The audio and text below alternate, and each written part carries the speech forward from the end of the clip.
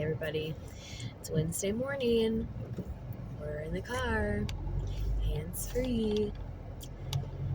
And you know what that means? It's time for another episode of our weekly morning report, where we're gonna ride together and talk about the book that we finished for last week. I finished this book on Monday of this week, and I actually uploaded last week's book report on Monday, so who knows when this one will actually get uploaded, but in a couple, if you watched my episode, I think it was episode number 4 of this little collection of videos, I was talking about how I kind of was in a reading slump. Like, the books that I was reading were okay, but nothing really like gripping or something that really captivated me and motivated me to keep reading. I kind of had to really commit to finishing some of the books that I've read recently. And then in last week's review, I proudly was able to admit that I got out of the reading slump, because the last book that we reviewed last week, How to Solve Your Own Murder by Cherann, was very fun, and it was a nice spooky season read, and I enjoyed that one. And so I got out of my reading slump. But this week's book, for the first time in a very long time, this book actually got a 5-star rating, and so I'm excited to talk to you guys about it. There's a fun story of how I even acquired this book, so we're going to talk about that too. But before we get into it, make sure that you hit that red button and subscribe if you're new here. And if you are looking at my jacket, it did come from the Disney parks in 2023, so 2 years ago in February. Maybe it was last February. Anyway, either 2023 or 2024 in February, they had this whole collection of these jackets. And so that's where it came from. So it's no longer available, I'm sure, unless you can maybe snag one at one of the outlets or something. But anyway, that's not what we're here to talk about. We're going to talk about a book called The Truth is a Lie by Cherann Wright. And I actually had the pleasure of meeting Cherann at the Columbus Book Festival last year in 2024. My husband and I walked around the book festival, and Cherann was there, and she was signing her novels. She has 2. This is her second one. So her first novel, Where Secrets Stay, I do own that one, but I chose to start with The Truth is a Lie because the cover that I have, which is the hardcover with the slip, it has a yellow spine. So we're going back into that Rainbow Reading Challenge, and unfortunately I have already read my T book for my A to Z challenge, which admittedly is not going so great. I have been reading a lot of books with similar titles, or similar letters, so I'm kind of at a standstill with that one. And I've talked a lot about my different reading challenges throughout these videos, but this book, The Truth is a Lie, was actually book number 31 for the year, and our goal overall was 48, with 12 of those being nonfiction. Now, the nonfiction part is really lacking, but I do have 2 in the works, and then I have 3 that are kind of building up behind each other. I want to read this one next, then this one, and this one. And if you've been following me for a while, I talk a lot about how I've been trying to do a fiction with a nonfiction at the same time. That's kind of how I balance 2 books at once. But I have a lot of baby books and stuff that I'm trying to read, and pregnancy books and all the things. But anyway, so The Truth is a Lie. I met Cherann at the book festival. She signed my book, which is super cool. And anytime that an author signs my books, this is the one caveat of me. So I am that person. I read something once and then I usually try and resell it. Sometimes I sell on eBay, half price books, whatever. I just sell it back because I know that I'm not going to read the book again. But books that have actually been signed or dedicated to me in some way, I obviously do not get rid of those. So these ones just stay on a shelf, and I let family borrow them, save them for future, my children, or if my mom's looking for a book to read or something. So she actually signed this one. She dedicated it, and I love when that happens. I love getting to meet an author. And a fun fact about her, she actually was an educator for about 10 or 15 years and then decided to leave the profession and become a writer. So that's kind of fun.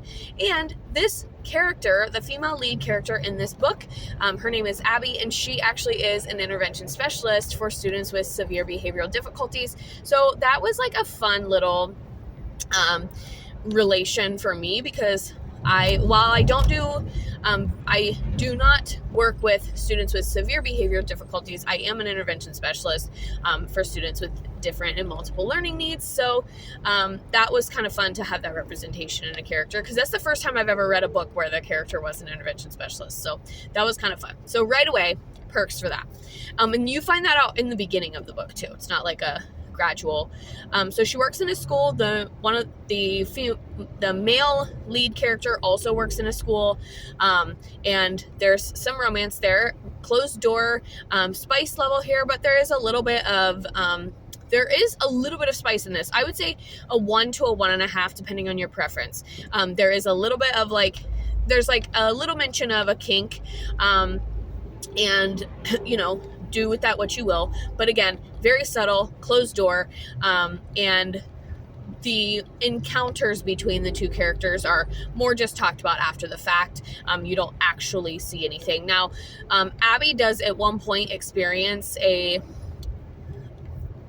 particular type of dream. And so that's why I said 1 to 1.5 spice level, but mostly closed door. There's only one explicit scene when Abby's recalling the dream where you actually get some of that sexual vocabulary. But that was honestly a shock. I was not expecting this book to have any spice, honestly, because the way this book is set up is that it's just a mystery thriller. Wasn't expecting any amount of spice. So the little bit of extra spice was actually a welcome nod, because I have been reading a lot more thriller mysteries and I haven't read a good romance in a while. So that was kind of a nice unexpected touch. The other thing, the pacing of this is great. The chapters are very short. Now, I will say this book fluctuates between different people's perspectives, different points of view. So all in all, there are about 6 or 7 characters, and I did not do that on purpose, 6 or 7 characters that this book is told through, and the events happen chronologically, with the exception of some flashbacks that jump back and forth between the 1980s, the early 2000s. So you kind of jump back in time a little bit, but Abby and Jared, their story is all happening chronologically, and Rosemary's story is happening chronologically, and so the book moves very quickly. And then we jump back and we have a flashback, and then we're back to the present day. But the chapters are very short and they just build on one another. So essentially what Cherann Wright did was she would have Abby tell a portion of the story. Let's say Abby was going through her day, and then it would get to maybe noon or the afternoon of that day, and then the chapter would end and she would have Jared pick up and finish that day, when I saw Abby, blah blah blah blah blah. So that was kind of an interesting approach to the writing of this novel, but it did make the pacing really, really quick. So much so that I was able to kind of digest multiple chapters in the first sitting, and I always love when I can really dive into a book because the chapters are short and easy to digest. And so that was another perk. I felt like the book was very fast-paced, especially at the end. Once I got down to the last 100 to 120 pages, I was like, I have to figure out how this ends. And the final reveal of how all of the characters are connected, and when I say all of the characters are connected, all of the characters are connected in some way. So you find out very early on that Abby and Jared are connected, and that Abby and Rosemary are connected, and you find out how, but you also find out that Jared and Rosemary are connected. You also find out that so it just as each character is introduced, you kind of are given clues, but then at the very, very end, she showed you and put them all together. And like I said, literally all of the characters in this novel are connected. So if you have read this novel, I want to know in the comments how long it took you to figure out the connection, because I had maybe 20 pages left when I finally figured it out. And I was proud of myself for figuring it out. So it was such that it does get to the point where, like, I wasn't completely blown away or completely thrown for a loop once the big reveal happened. Like, it did get to the point where I was like, oh wow, okay, I see that coming. But at the same time, it was done in such a way that I wasn't disappointed by the fact that we had gotten to that point and I figured it out. And actually, I prefer when I'm able to figure it out, because it makes me feel like I've been paying attention when reading, and it makes me feel like I actually understood what was happening in the story. So it's kind of like a little bit of validation for me when I'm actually able to solve the mystery or figure it out without being told, or when I make a prediction and it's right. And that's what happened in the case of this one. And yeah, so pacing was great. I liked Abby as a character, and I think she does a lot throughout the book to develop herself as a character. I think she takes her job as a mother very seriously, which she talks about in the novel, why and all this stuff. I also really, really liked Jared as a character, and I honestly feel like he might have been my favorite character in the book, even though he was supposed to be more of a side character. But I really, really liked him as well. And I also really liked Rosemary. I think that the characters were written with sensitivity. I think the characters were written with like some stubbornness and some tenacity that I appreciate. And so I really enjoyed the characters as well. The plot unravels swiftly, but also at a pace that is digestible.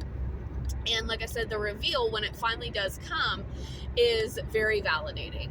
Now, my only complaint is that, like, my only slight critique, and I did still give this book 5 stars. So this is the first time in a very long time that I've given a book 5 stars. I don't think I've rated a book that I can remember 5 stars since June. And that was the Amy Borman book. That I think was the last book. So think about all of the books that I have reviewed and talked to you guys about since then. And this is the first one to get that 5-star remark. But my only slight complaint was at the very, very end, the perpetrator of this whole scheme is finally apprehended in the way that they should. And then the story just kind of continues as if nothing else happened. So I would have preferred like just a little page or a little blurb of text 1 year later, 2 weeks later, 3 days later, because it just kind of like all of the loose ends are tied up. Everybody's happy, everybody's chummy, which is great. It does have a happy ending. However, I want a little bit more like how that they didn't just resolve everything in one day. Like, there was a lot of, probably some hard feelings that had to be worked through because of all the trauma and because of all the things that this family has gone through together. And I should also mention that one of the big storylines about this book is that this family, so Abby's family, is like generational twins. So pretty much every woman in their family has been a twin, and for whatever reason, they say it's the curse, but for whatever reason, almost all of the sets of twins, something tragic has happened. So only one twin has gone on to survive in most of the sets of twins from like the 1980s till now. So the story follows Rosemary and Ruby, which is Abby's mom and her sister, Abby and her sister, and then Abby's own children. And so it's just like this set of like 5 or 6 generations of twins that all have either a gift or a curse. So this book does have slight amount of like supernatural, kind of psychic or whatever medium type of thing. And I know I've talked about before that supernatural really isn't my thing, but the thing that makes, I think with this book, And the revelations that you come to if you read this book, you find out that a lot of it isn't actually supernatural. And that's not really a spoiler because it's just the truth. And so that's kind of the whole point of the story. Like, this narrative that Abby had growing up, and this narrative that Rosemary had since, early 2000s. And now she's had this narrative for 23 years, because Abby's supposed to be 30 at the time of the novel. And was supposed to be 7 in 2002. So that's your timeline there.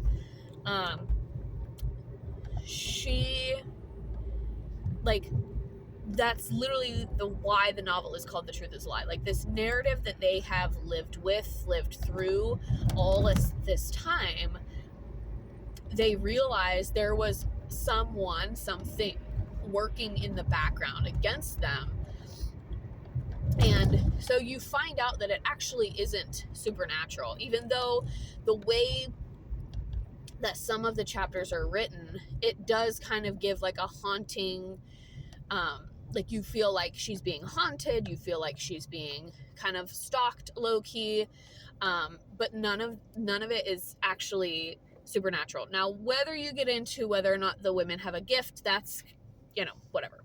But anyway, so yeah, I kind of went off on a little tangent there, but like I said, this is the first book probably since June that I gave 5 stars, and I'm not sad about it. I don't regret it one bit. I think it was a great book to give 5 stars to, and for this to only be her second novel, makes it even better. I mean, I think that just shows her skills, her chops as a writer, because she is able, like, she doesn't have 45 novels like Frida McFadden or like Ali Hazelwood, who has a lot, like all these popular authors who have a lot of novels, and she only has 2 right now, and she's still able to pull off a 5-star rating. So I think that's pretty impressive. And like I said, the fact that she signed my copy, I got to meet her, that she was a teacher, lots of things going in our direction. But like I said, I absolutely love this book. My only slight critique was that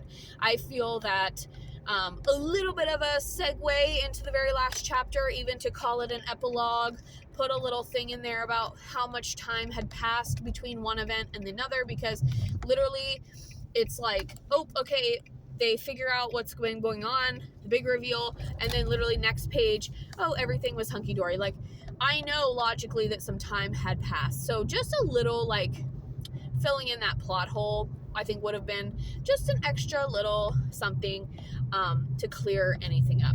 But we are approaching our destination for the day, which, as you know, is work. And anytime we're pulling into work, we always try and wrap up these videos. So thank you all so much for watching this one. Let me know in the comments if you have read this book, if you have heard of this book, if you have read Cherann Wright's other book, Where Secrets Stay, because I'm really tempted now to try and read that one this year, because this one was so enticing. So I'm kind of intrigued, but also let me know if you have, what your thoughts were, what your ratings were, etc. And like I said, I'm proud to say that I have removed myself from the reading slump, and I also have already started the next book, and it's completely different genre, but it is Wicked month, so that'll give you a hint as to maybe what we're reading. And no, it's not Wicked, because if you've been following me this year, you know that we already read Wicked. So it's not Wicked, and I actually don't have a book club book right now because I wasn't able to get it from the library, so we just have my own books, which is great. That's been our goal this year, is to read more off of our TBR that's on the shelf. But like I said, thank you guys so much for watching and hanging out with us. Stay tuned for more, because we might have another one of these videos next week. We're getting really close to Thanksgiving break, so I always do a lot of reading over Thanksgiving break. So if we don't get to one next week, then we'll definitely have one over Thanksgiving. And I wish you guys a safe lead up to that time, and stay warm out there, and I'll see you guys next time.